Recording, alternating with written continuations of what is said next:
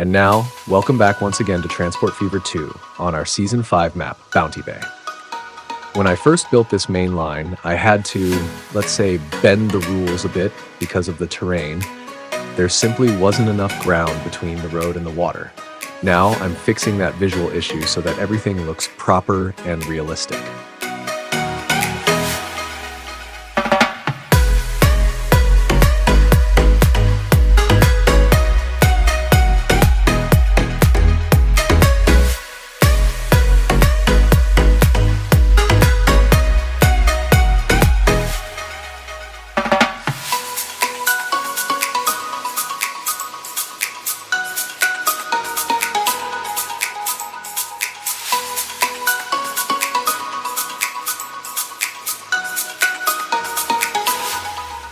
In Masterton, I'm just making a few small adjustments to smooth things out visually.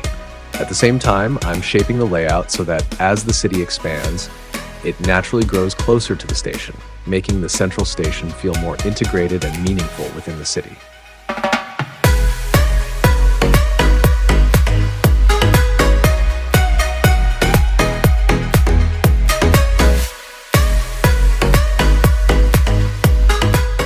Gladstone got its own station in the last episode. In many ways, Gladstone is quite similar to Masterton. Its station also serves as the city's main hub, while a smaller suburban stop is being added and connected by a separate line. In other words, it's the same setup as in Masterton, just in a different city.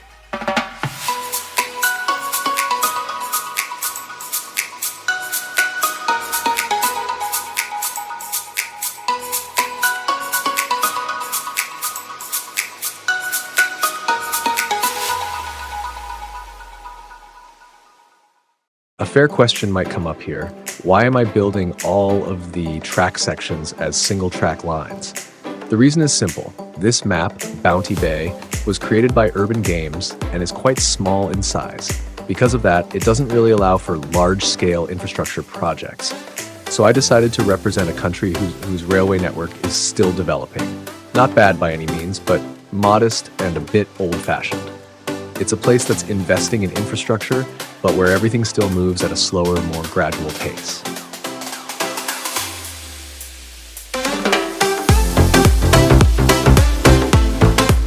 The new town I'm building here is meant to remain a small village, one that doesn't actually get its own train service, but rather has trains passing through it. To give the impression of a rail connection leading beyond the map's borders, I'm linking it to the same train depot that already serves another existing line. This helps create the illusion of a broader network extending further out into the world.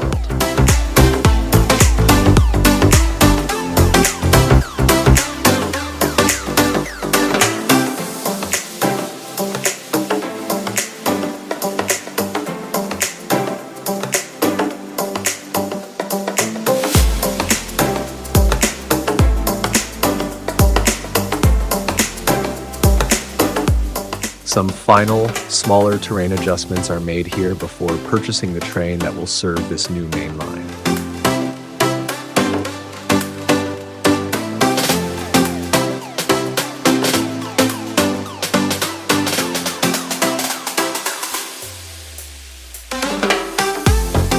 Since in Mastodon I have a section where two lines share the same track, I'm cautiously expanding that track segment to 2 rails.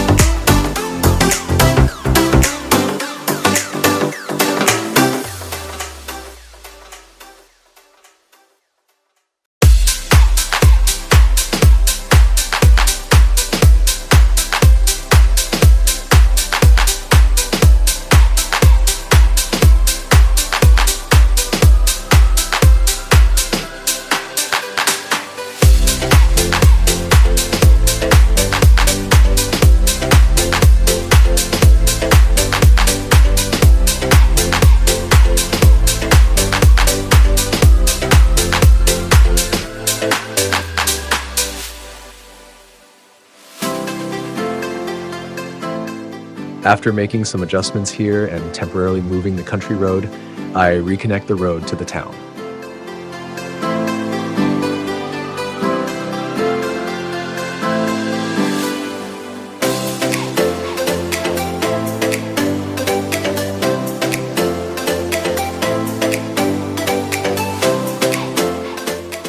One thing I forgot on this branch line, which I now need to fix, is the retaining wall down to the road.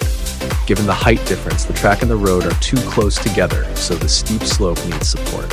I'm now working on this to make it fully complete and more realistic.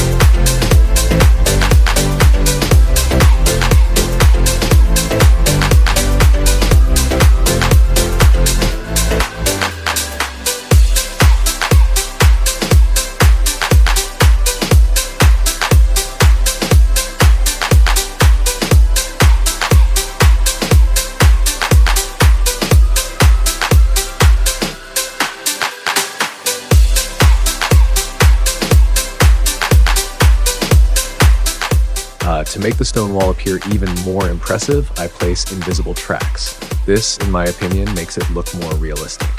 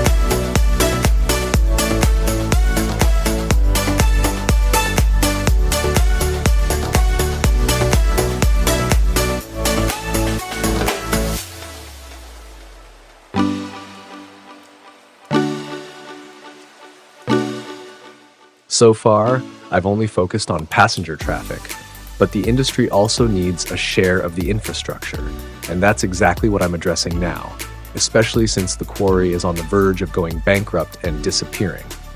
So in Castlepount, I build a cargo station at the train depot, where trucks deliver the stones to this transfer point, and from there, they are transported by train to the building materials factory.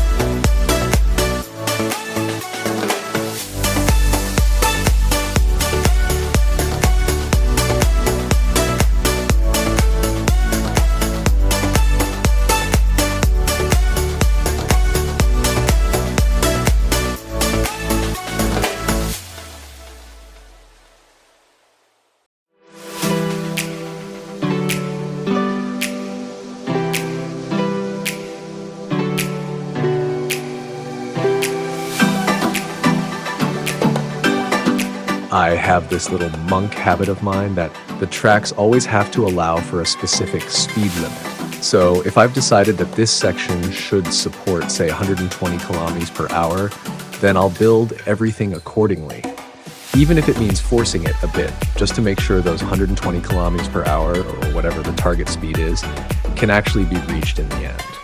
Also, I thought it might look cool to leave out the track section right at the switch pad, but it ended up looking weird because of the concrete sleepers. So instead, I let the track merge in much later. For reference, 120 kilometers per hour equals roughly 75 miles per hour.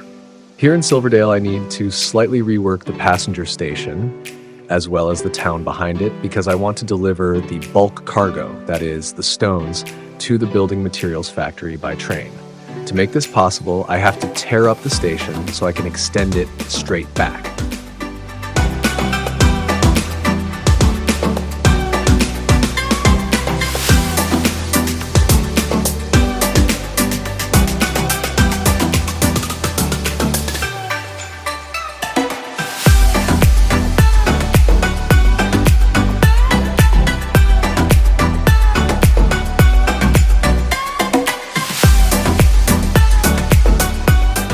Yeah, I could also mention that I replaced an existing industry with the building materials factory, which you just saw in the video.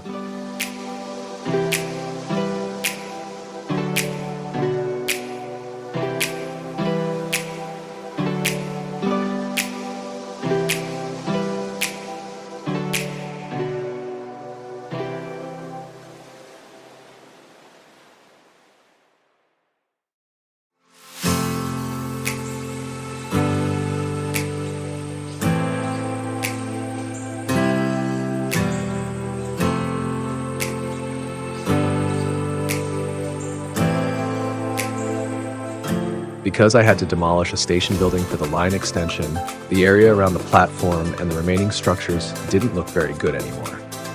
So I used a flat piece to extend the platform, added some stairs, and placed another flat surface to make it look a bit more realistic overall.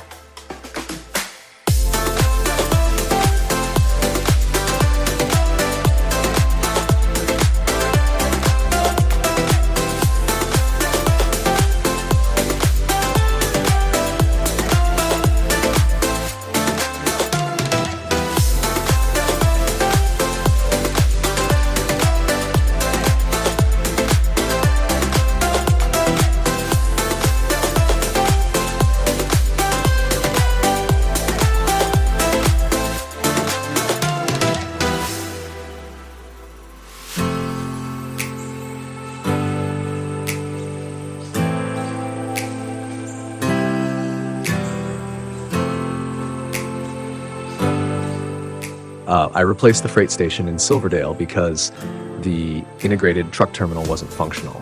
And I'm also planning to expand the station, which wouldn't have been possible with the previous type of station.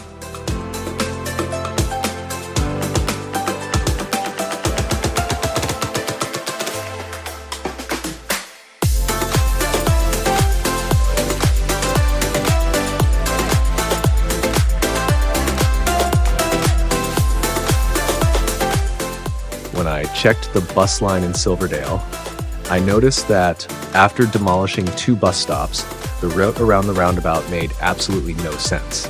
So I fixed that issue first before adjusting the rest of the line.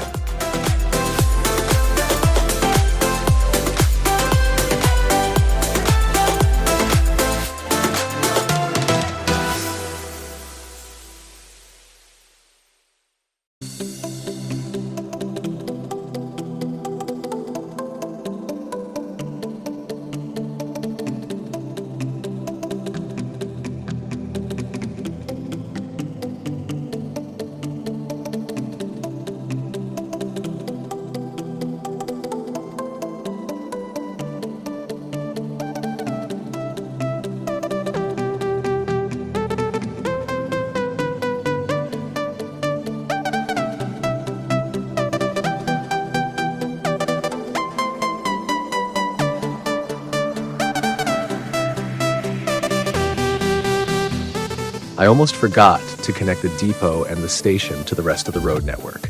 That probably wouldn't have been ideal,